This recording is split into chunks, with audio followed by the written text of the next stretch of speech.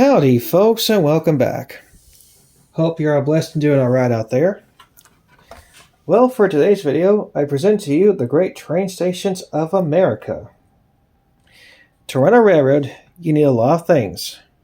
You need locomotives and cars, freight or passenger, track, rail yards, people, revenue, but you also need a destination for your train to travel to. And that's what train stations are for. This doesn't cover every train station in America, but it covers a fair majority of the great ones. Anyway, I'll sit back and let the program do the talking. So all aboard for the great train stations of America.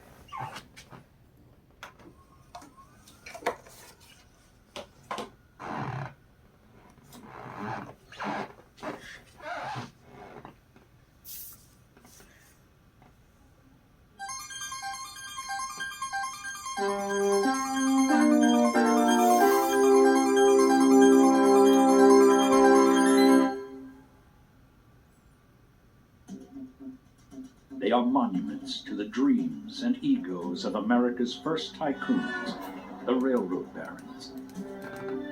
They are the gates through which people left loved ones to go off to war, and through which travelers caught their first glimpse of the big modern city. The railroad was a religion, and the train station was a temple in our emerging capitalist society, in our very mobile society. As the very symbols of money and might, and as marvels of engineering, the great train stations of America remain the defining technology of the industrial era.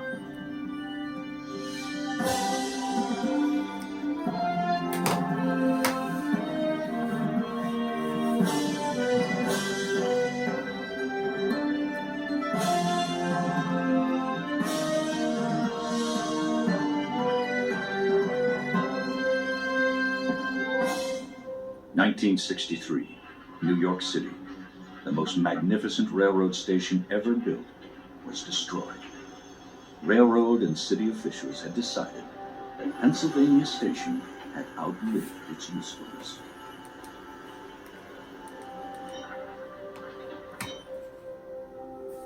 Few would have predicted such a fate. Completed in 1910, Pennsylvania Railroad's president Alexander Cassatt had commissioned a structure that drew on the marvels of the past for inspiration. In its more than 50 years of operation, Penn Station handled hundreds of thousands of passengers a day, and if it had been left to serve another 50 years, it surely would have endured as a great railroad terminal.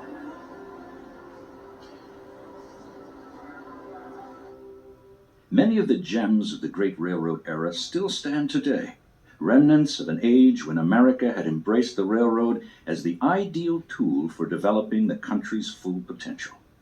The speed and efficiency with which trains could transport people and goods had enabled the country to flourish. The great stations stood for American values of progress and the spread of modern civilization like no other technology before or since. It's important to remember that Americans themselves created these great stations, and we made them in our image. Each city had its own character and generally created a station that was a reflection of that particular city's exuberance, its energy, its vision of itself. These stations, in that sense, were ideal expressions of Americans' love of technology, our love of speed, our evolving ideas of politics. We made many of these things in the shape of Greek or Roman buildings because we were very consciously looking back to the great civilizations for our inspiration. They were also unabashedly displays of technology. The grand train sheds, the signals, the smells, the feels, the heat from the locomotives. We were celebrating the machines that gave us our mobility, gave us our economic life. We liked trains and we weren't afraid to show it. It was a time when the strength of the nation was measured by its miles of railroad. America's first tycoons, railroad barons and financiers like J.P. Morgan, E.H. Harriman, and Cornelius Vanderbilt gave the country the great stations it craved. Rivalries between the barons were magnificently transformed into stone and steel. The sheer number and variety of great stations that arose between 1890 and 1940 were unmatched anywhere on Earth. The civic buildings in our country, on the whole, were much more grand and much more highly detailed and innovative than we see today in the late 20th century in our public buildings. We were fascinated with all of this new technology, with the electricity, with telegraphy, with steel, and the train stations embodied that. They gave everyone a chance to experience the fruits of the Industrial Revolution firsthand.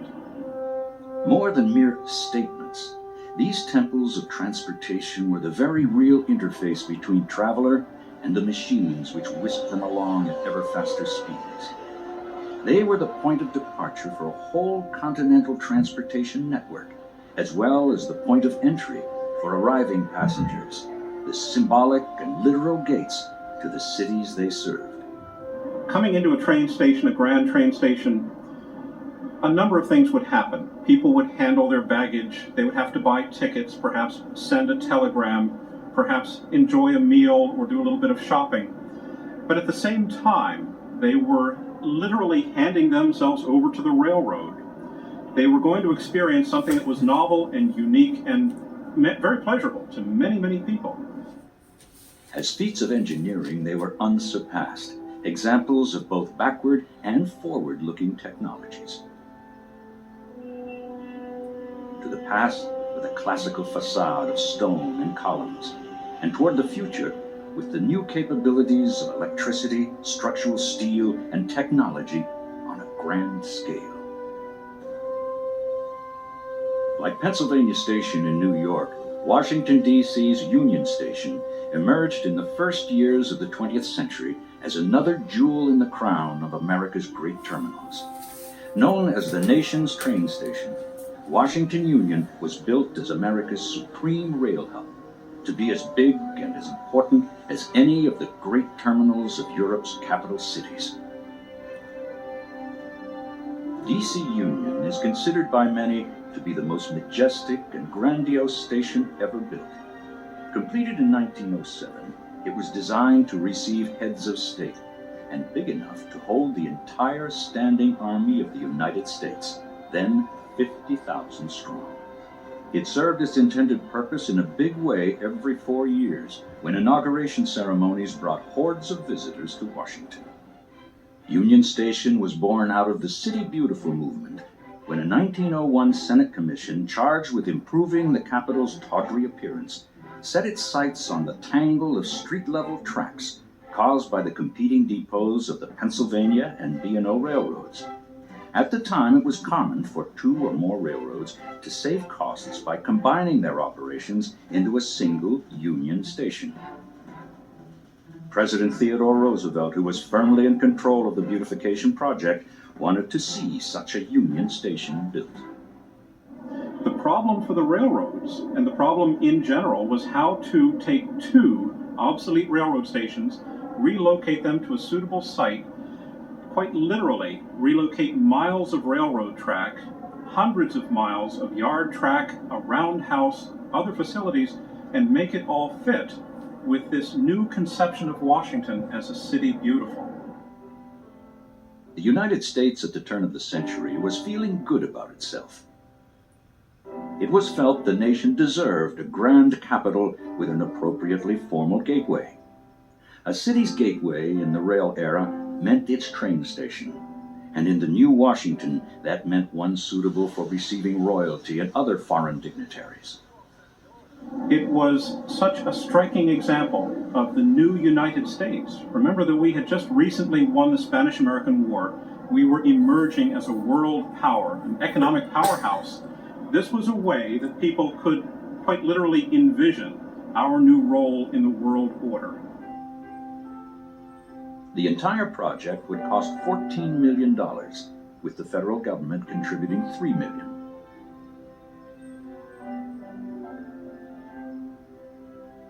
It was entrusted to a group of some of the elite architects and artists of the day, including Frederick Law Olmsted, C.F. McKim, Augustus St. Gaudens, and especially Daniel H. Burnham, whose initial designs for Union Station drew heavily from the classical model he had advanced as master architect of the popular Chicago Columbian Exposition of 1893. While the chosen location was less than ideal geologically, it was superb in terms of its relationship to the Capitol and the Greater Washington Plan. So, rather than move the location, modern technology literally reshaped the landscape to accommodate the building. To raise the base of the terminal complex a full 40 feet, workers would have to fill a vast marsh with 4 million cubic yards of dirt. It was one of the greatest feats of land reclamation ever. Houses not yet demolished show the extent to which the earth had to be raised. The engineers brought in the most modern, for the time, heavy earth-moving equipment, including 6 70-ton steam shovels. If the railroad made Union Station in Washington a necessity, the steam shovel made it possible. Whereas just 40 years earlier, with the completion of the Transcontinental Railroad, every shovel of earth to build that work had been handled by mankind and mules.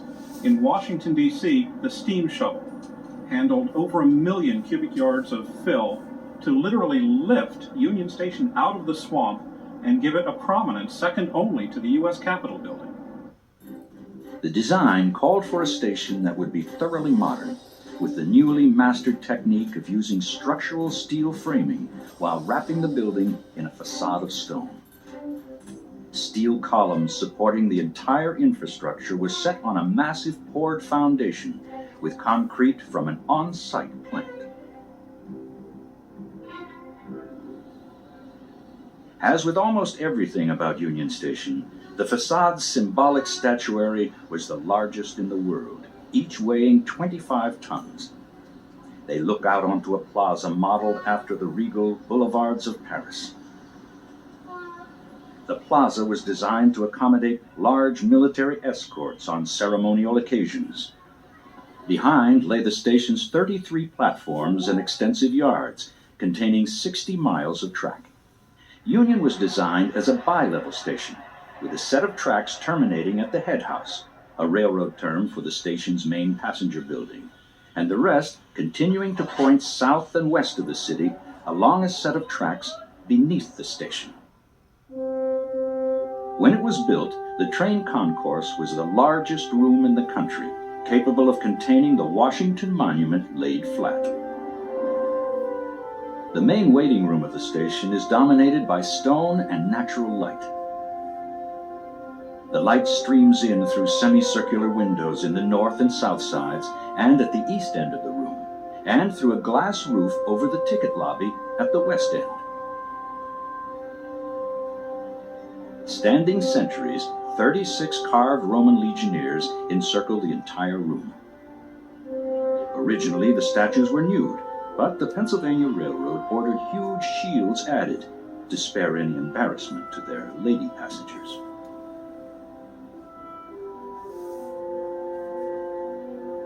The room's barrel-vaulted ceiling is composed of medallion-shaped impressions or coffers that are suspended from the steel roof trusses by clamps and cables. It is an enormous drop ceiling with the actual structural ceiling of the building one level higher.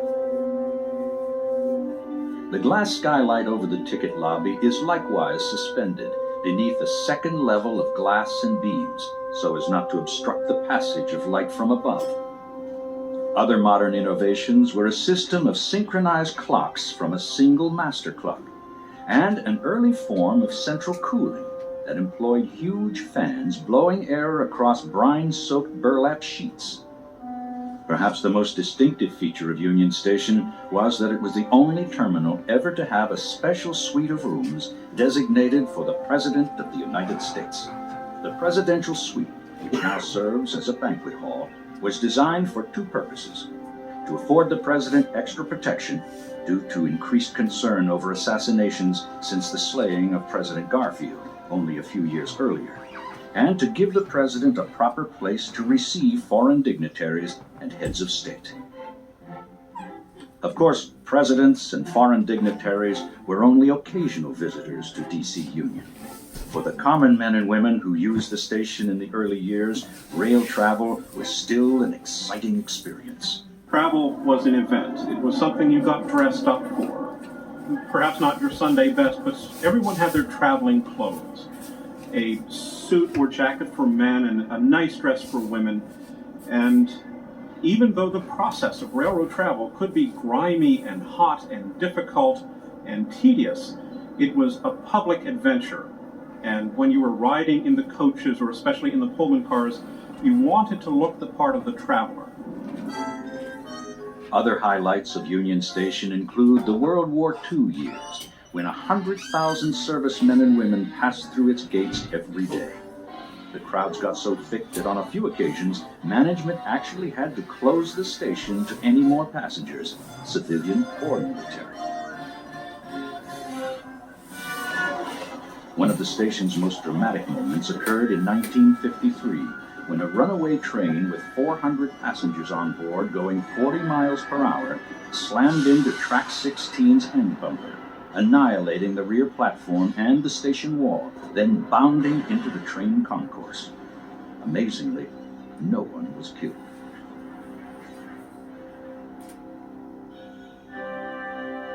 After World War II, there began a period of slow decline, from a peak of about 3,700 cars and engines a day in 1945 to 1,600 in 1963. Train travel had become outmoded, replaced by the automobile, and rail companies could no longer afford to keep them going. Soon, the great terminals began to disappear. Fortunately for Union Station, in the early 1960s, it was declared worthy of landmark status, which bought it some time.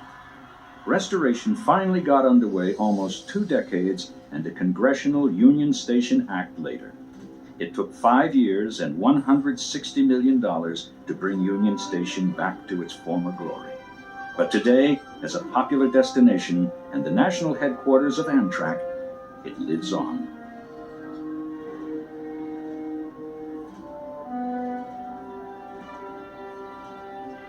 As an example of successful modern restoration and of grand century-old building technology, Union Station represents the best of architecture and engineering, while continuing to serve its purpose as a major center of transportation. When St. Louis Union Station was constructed in 1894, it was a wonder of the industrial age, an outpost of high technology and sophisticated engineering on the edge of what had been trackless prairie grass just a decade earlier. 10 years later, planners would expand the already immense station even further in preparation for the 1904 St. Louis World's Fair. Built before Washington Union, in many ways, St. Louis Union was the precedent for almost every great terminal of the 20th century.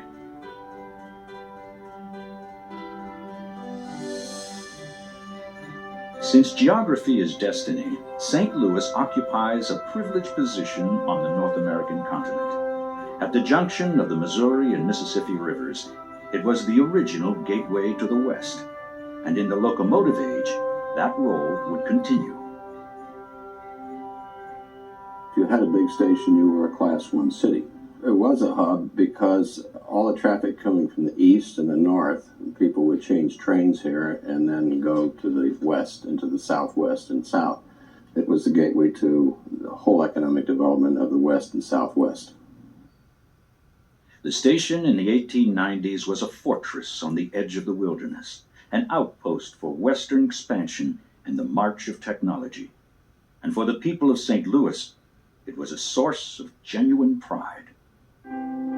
As the major western city of the time, St. Louis had gotten its first all-rail connection to eastern cities as early as 1857. But by the 1870s, it was locked in a fierce competition with upstart Chicago. St. Louis built the new facility to announce to the country that it would not give up so easily. Great cities such as St. Louis, which 40 years earlier had been mere wide places in the prairie, needed train stations that said to the world, this is now a place of importance. This is a place of commerce, of industry, of busy men and women. America was a nation of urban boosters, and there was no better way to boost your city than to create a magnificent terminal, a train station that made a statement. Theodore Link, the architect chosen to design the new station, stressed in his work the importance of practical, functional design. The immense scale of the station, rail yards, and related buildings had already determined the selection of the site, outside the downtown district. But Link was still faced with the problem of building a station big enough to handle the trains of the 22 different railroads converging on St. Louis. The solution was to erect a station that backed up against a huge 5-span train shed covering nearly 10 acres. Specially designed uniform steel trusses allowed for efficiency in construction of its enormous shed that otherwise would have been prohibitively expensive. In the era of steam locomotives, an open shed was necessary for venting the highly corrosive fumes emitted by coal-burning engines, which would otherwise suffocate trainmen and passengers alike. It was a stub end, not a through station, which meant trains backed into it and then pulled out again. The design allowed for greater capacity, up to 300 trains a day, which was handled remarkably by a fully integrated system of over 40 miles of track, 100 switches, and sophisticated signals. When the station was built to control the 44 tracks that went in here, it required a rather extensive switching system. And there was a large, they called it interlocking machine with a series of levers and lights. And those levers and lights controlled all the signals and all the switches. So as a young child, my grandfather was with the railroad. He would bring me down here, sit me on the interlocking machine on the top, and let me pull the switches and signals under his direction. And when you pulled a lever out, if it was lined up wrong, so another train was on the track, you couldn't move it. It was locked. To maintain its unity of design, Link and his engineers decided to keep the entire train shed under the sweep of one vast curved roof, rather than breaking it up into a series of parallel sheds. Its great expanse is divided into 5 aisles by rows of steel columns. Groups of 5 separate trusses span the shed's amazing 606-foot width. Link insisted that the peak of the central portion not rise above 100 feet. Theodore Link, the architect of the building, wanted to keep the train shed below the rooftop of the station itself so that the silhouette of this magnificent stone structure would stand out as a background, if you will, to the train shed, or that the train shed did not overpower it.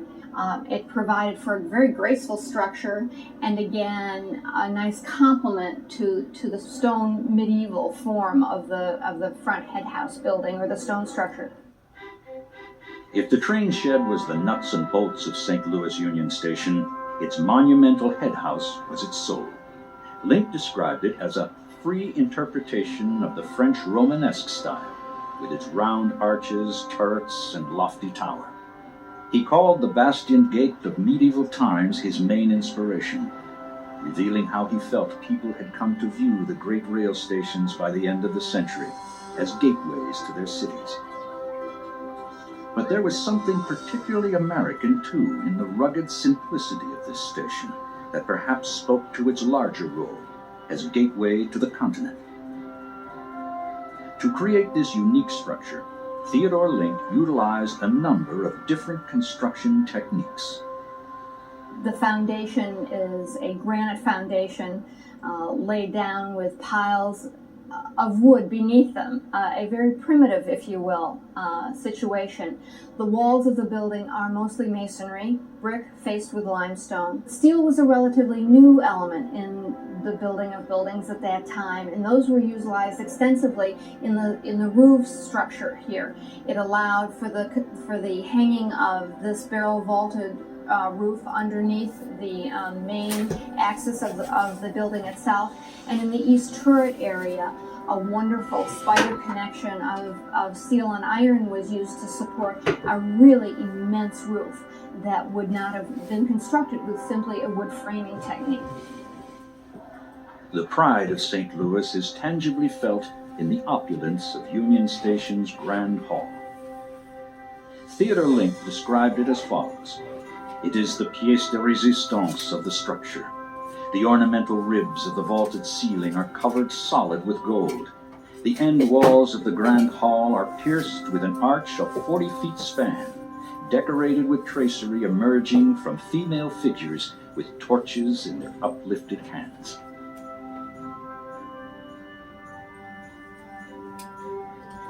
Another dazzling feature is the allegorical window over the main entryway, with female figures representing New York and San Francisco looking with admiration at the confident St. Louis. Theodore Link was in attendance at the station's grand opening on September 1st, 1894, where 10,000 guests came to pay tribute to his great accomplishment. One speaker called it a magnificent architectural conception and the most completely equipped railroad station in the world. The first train arrived at 1:45 the next morning, and with it, a new age of railroading. St. Louis Union Station enjoyed an amazing run of 84 years, during which time literally millions of passenger and freight trains entered its landmark shed. The establishments along St. Louis' famous Midway train concourse played host to many a traveler. Hot meals were served at 2 different eateries of the storied Fred Harvey chain. His chain of train station restaurants and soda fountains was spread across the West, complete with wholesome Harvey girl waitresses. The St. Louis Midway was also where Harry Truman, the morning after his re-election in 1948, held up to reporters the Chicago newspaper that had wrongly declared his defeat. In those years, passing through St. Louis at least once was almost unavoidable for any serious traveler.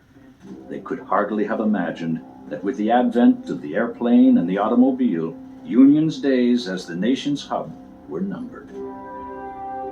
In 1978, the last passenger train pulled out of St. Louis Union, and the station's future seemed to be in doubt. Today, however, thanks to the vision of a group of investors, the complex has been converted into a grand hotel and tourist destination. The people of St. Louis can once again enjoy this great piece of the country's heritage.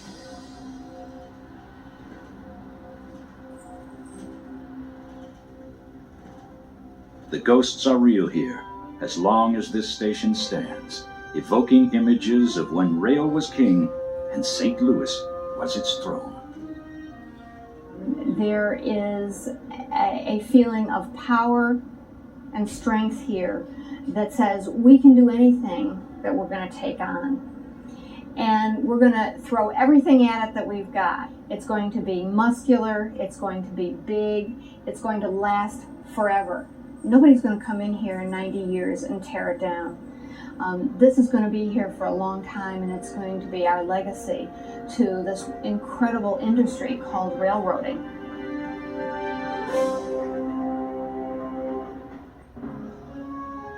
Reading Terminal in Philadelphia is a near contemporary of St. Louis Union Station, but the two couldn't hold more different places in the evolution of America's great train stations.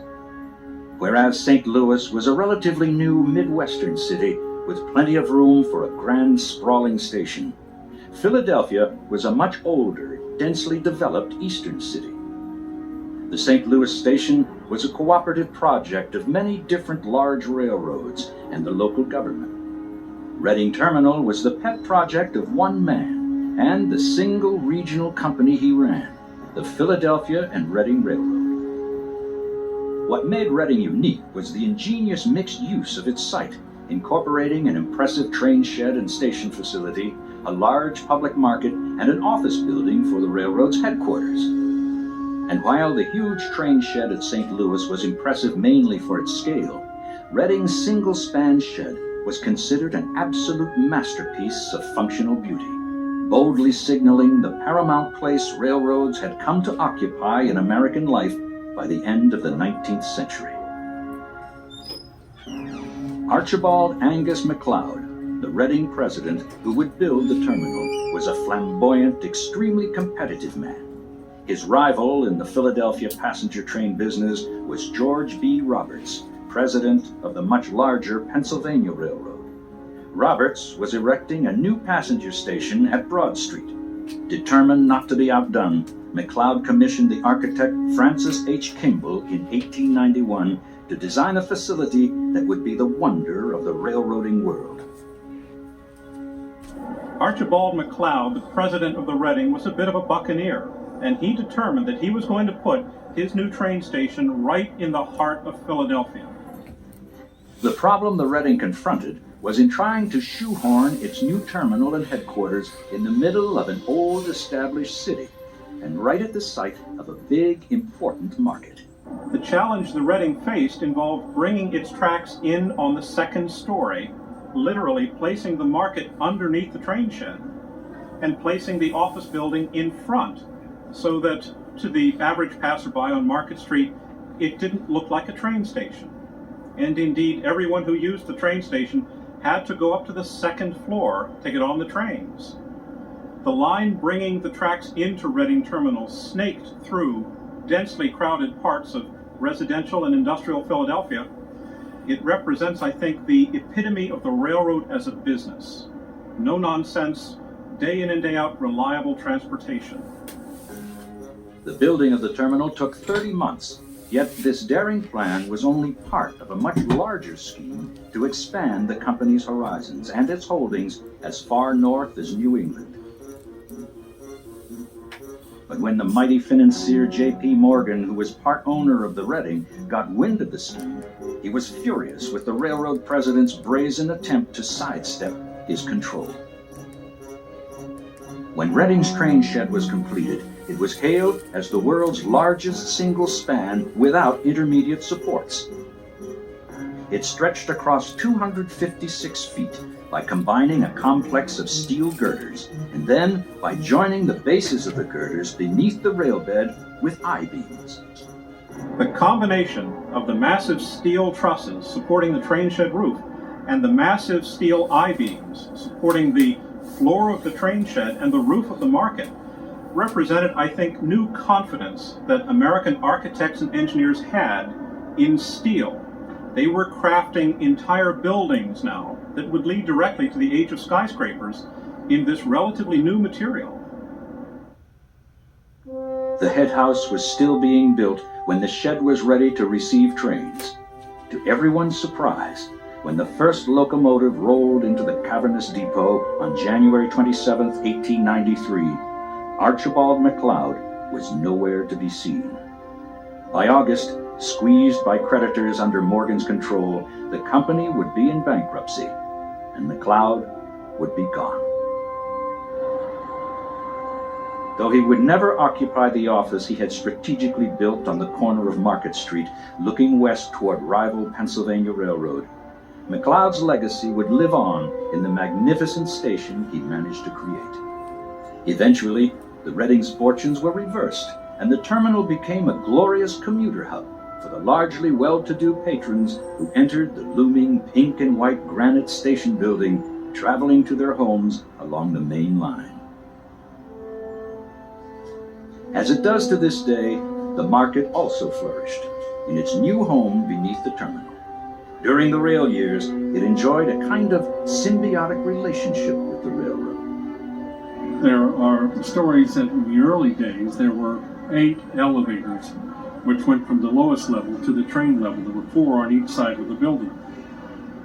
Customers on what was then the main line, the residential area stretching out west from Philadelphia, would have their orders phoned in to the market. The merchant would package them in straw baskets, send them up on the elevators where the porters would put them on the correct train, they would stop at the station where they were marked, and the liveryman would come out and pick up the food and take it to the home. Conversion to an underground rail system in Philadelphia finally rendered Reading Terminal obsolete. Today, the former train shed has found renewed purpose as showpiece of the new Pennsylvania Convention Center. In the evolution of great railroad stations, Reading Terminal stands for the aspirations of a single railroad baron who drove technology to its most lofty heights. In doing so, a model was created of multi-use design that in its original genius, amazing adaptability, and longevity has rarely been surpassed.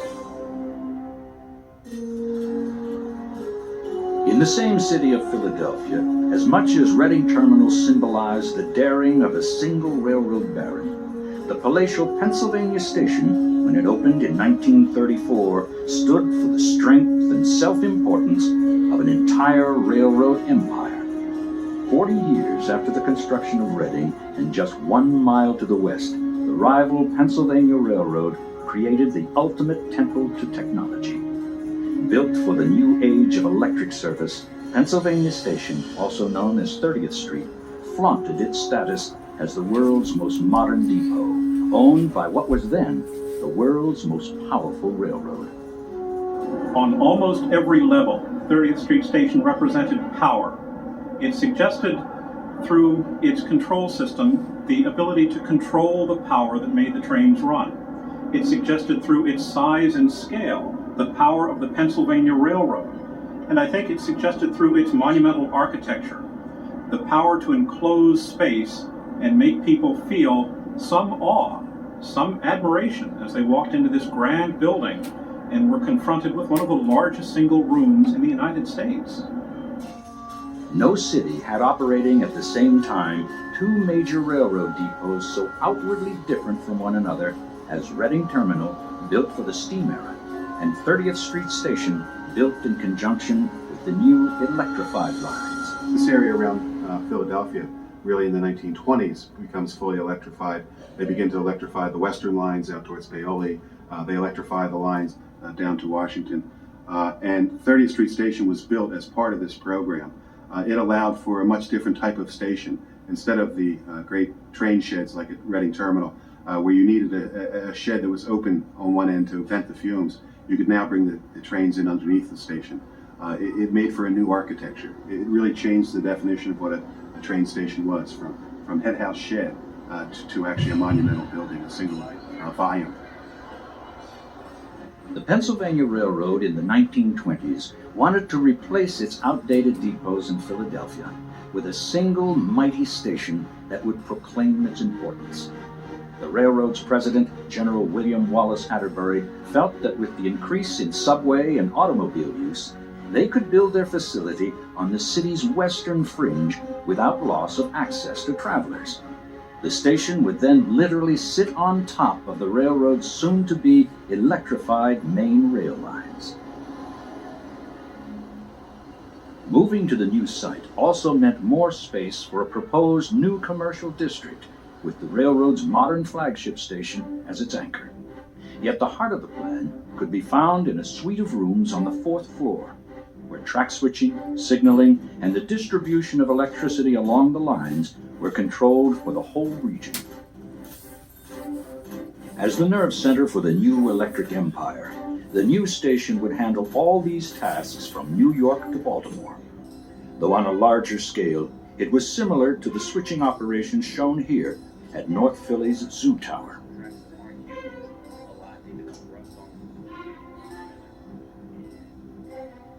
These duties are also still carried out at the station, but with updated technology. Today's C-Tech operation is fully computerized, with big overhead screens tracking all train movements for Amtrak and the other railroads using the line.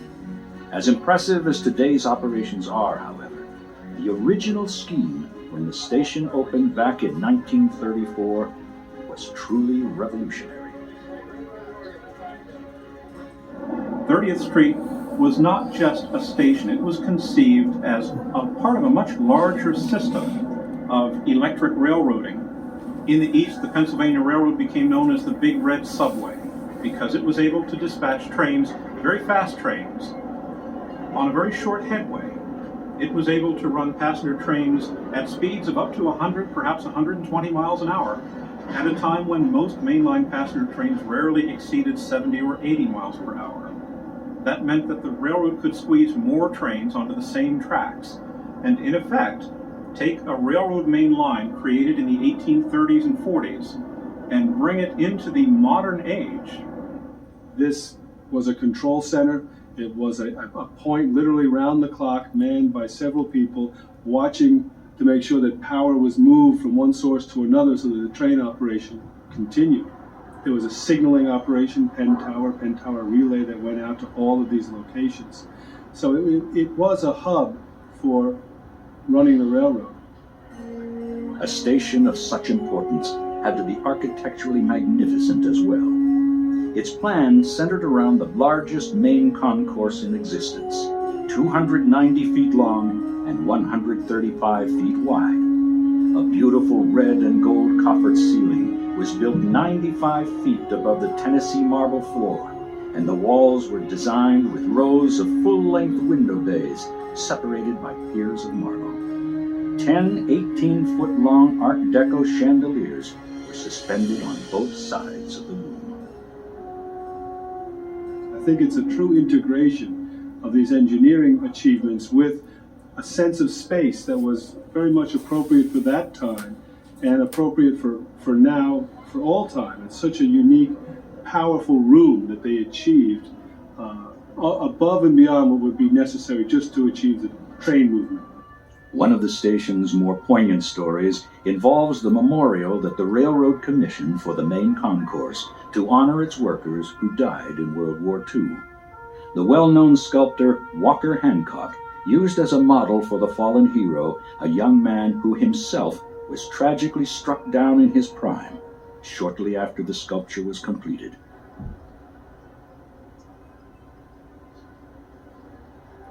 The 30th Street Station remains impressive to this day, long after the golden age of railroading. The Pennsylvania Railroad eventually had to relinquish control of the station after years of declining ridership in the age of the auto. Amtrak changed all that. Today, as cornerstone and control center of Amtrak's successful Northeast Corridor service, Philadelphia's 30th Street Station has regained much of its preeminence. It is the largest and one of the busiest train stations in the country.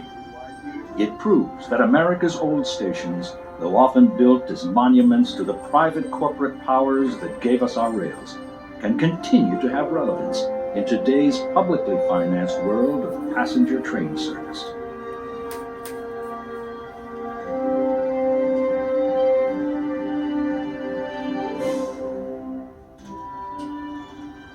In contrast to the corporate and even individual egos that drove the construction of the great Philadelphia train stations, the Union stations, such as in Washington and St. Louis, were built by a combination of groups acting in the public interest.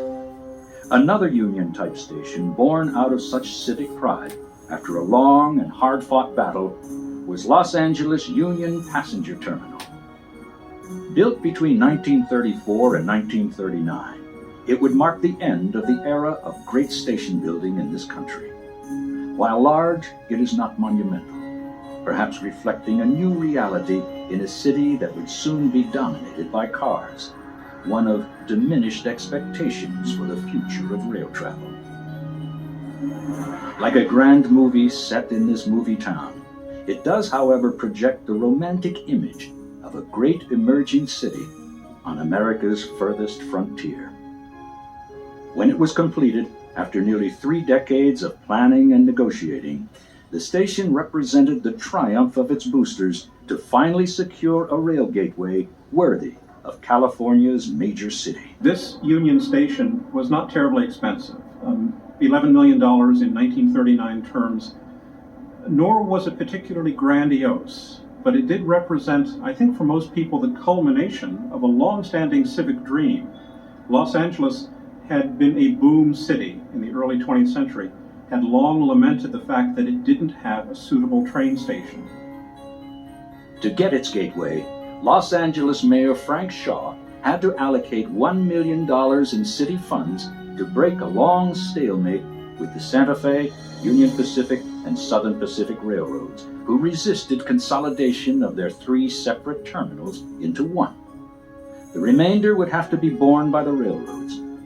Besides unifying the 3, the plan called for eliminating the street-grade tracks and crossings that snarled up traffic all over the city. It was along the Alameda Street as they got closer into the central area that was difficult, especially during the rush hour, because it seemed that most of their passenger traffic in and out coincided with the rush hour, and they had streetcar lines crossing at a number of locations, and they were, of course, blocked by the trains going in and out.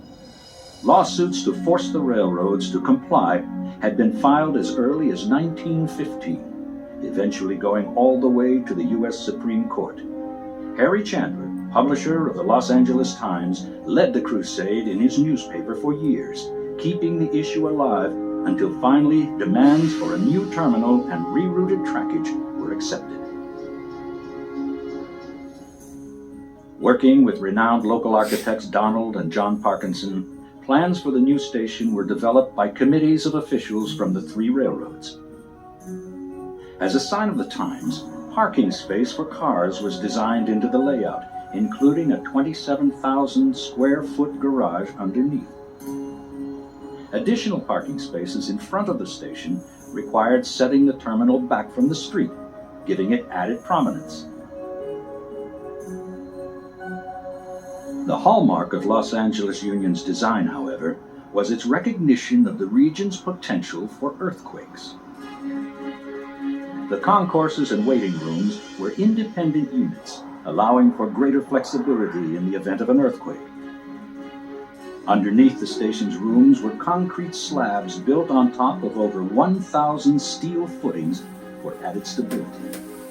The station was opened in 1939, and that was 7 years after a major earthquake in the city of Long Beach. And the city incorporated new earthquake codes and standards for major construction in that period of time. And Union Station was, in a sense, overbuilt. The columns and all in the building are very heavy gauge structural steel, stressed probably to handle a 9-point or 10.0 earthquake, because we've experienced some in the high 7s and there's been no damage.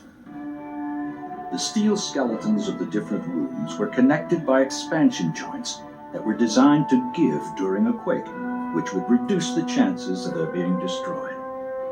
Because of the hard financial times of the Depression, it took 5 years to complete the structure. When it was finally opened in May of 1939, Los Angeles staged one of the biggest celebrations in its history, attracting over 500,000 of its Depression-weary citizens to the 3-day event.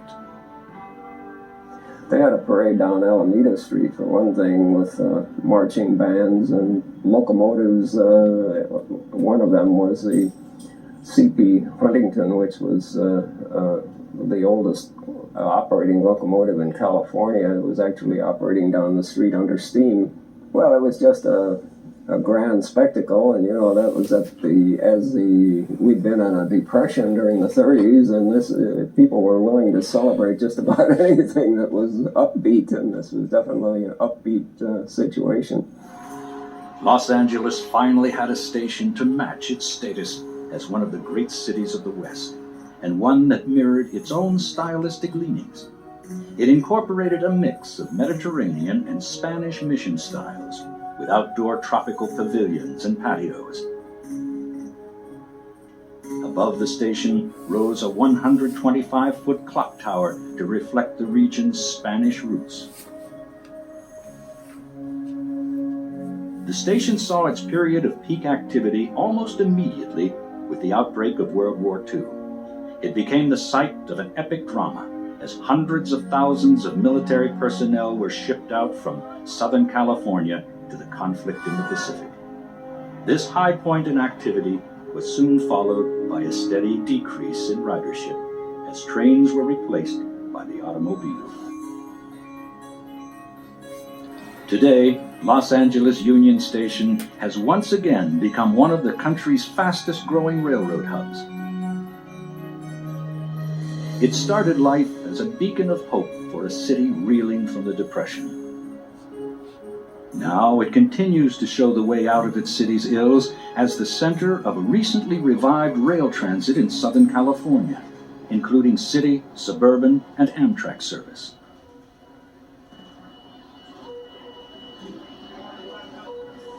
With few modifications, it endures as one of America's great stations. Its revitalization is particularly poignant when remembering the stations that have been lost, especially on the other end of the continent at what was another great hub, New York's Pennsylvania Station. Great railroad stations enjoyed an ironic status in American life because they were very public places, but they were private property. And as passenger travel declined on the railroads and the companies themselves were saddled with these grand buildings that they really didn't know quite what to do with, that they were paying taxes on, but that the public regarded somehow as part of their architectural patrimony.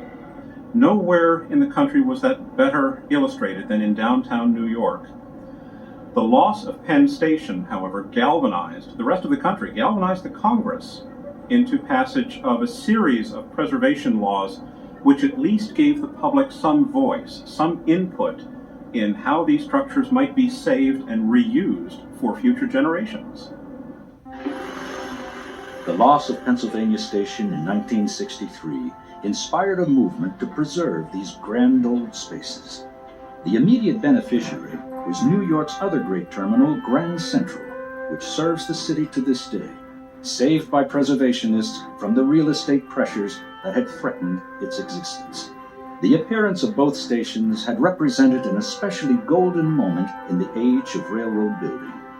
It was the product of an intercity rivalry between the Pennsylvania Railroad and the Vanderbilt Empire's New York Central, represented by Grand Central Terminal.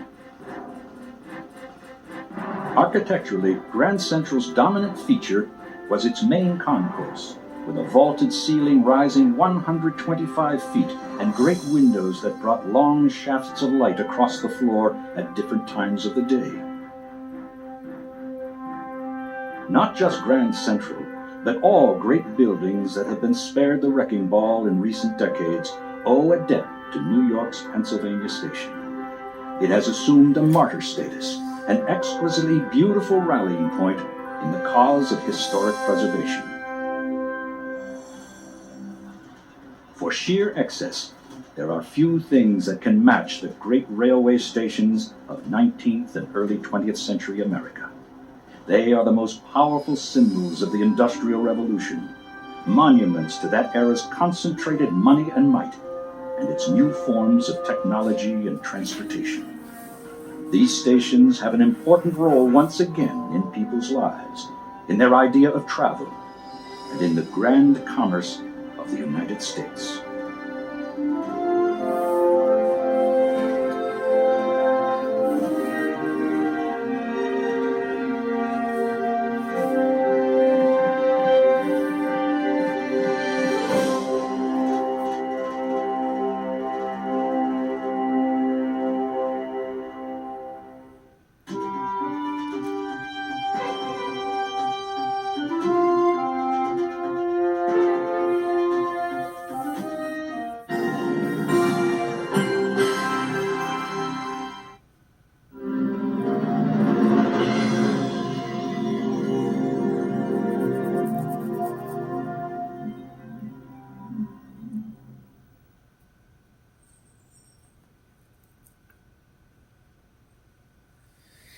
And there y'all have it. What an amazing program. So yeah, some of these grand train stations are actually still in service. The biggest stations in the Metroplex are Fort TMP Station on the Trinity Rail Express, which served many trains like the Texas Zephyr on the 4th in Denver, and the Texas Triangle, and the Sunshine Special on the Mopac and the TMP.